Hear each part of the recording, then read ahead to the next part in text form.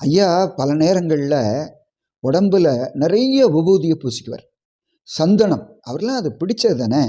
அப்போ பூசும்போது என்ன செய்வார், சட்டை எல்லாத்தையும் கழட்டி போட்டுருவார். வேஷ்டி வெட்டி இருந்தால் வேஷ்டியும் கழட்டி போட்டுருவார். கோவணத்தோடு உட்காந்துருப்பார்.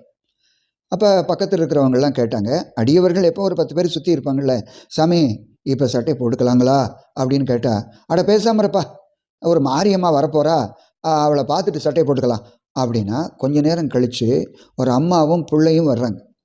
முகம் பூரா முத்து முத்து முத்தாக போட்டிருக்கு. முகமே ஒன்றும் செய்ய முடியல. ஆத்தா பார்த்துருக்குன்னு சொல்லுவோம். மாரியம்மா மேலே இறங்கி இருக்குது. முத்து முத்தாக உடம்பு பூரா முத்தாக இருக்குது.